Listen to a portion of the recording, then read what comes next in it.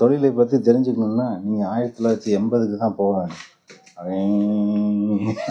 அப்படின்ற மாதிரி இருக்கு நீங்கள் சொல்றது. எல்லாருமே நல்லா இருக்கு அவ்வளோ. ஆனால் தொழில் யார் கற்றுக்கிறதுக்கு நானே ஒரு 20 வருஷமாக யாரையுமே கற்றுக்கிறதுக்கு விடுறதில்ல. கஞ்சி கிடைக்காது.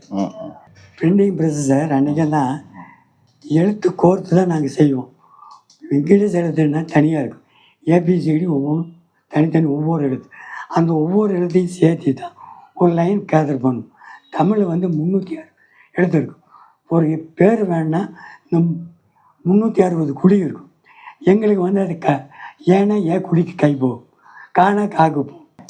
அந்த காலத்தில் இன்னைக்கு மாதிரி கம்ப்யூட்டர் கிடையாது. ஆமாம், எல்லாமே எழுத்து எல்லாமே மேனுவல் தான். அதாவது கட்டையில் சார் ஈயத்தில்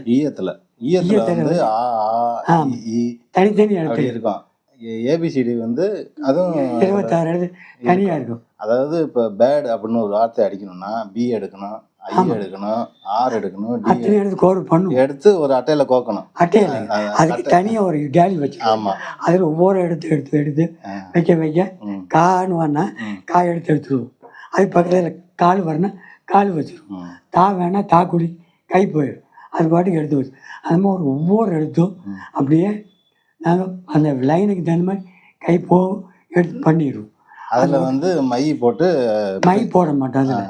அதில் அதை பூரா முடிச்சதும் கட்டி ப்ரெஸ் பண்ணி பூரா இங்கே தடவி படித்து பார்ப்போம்.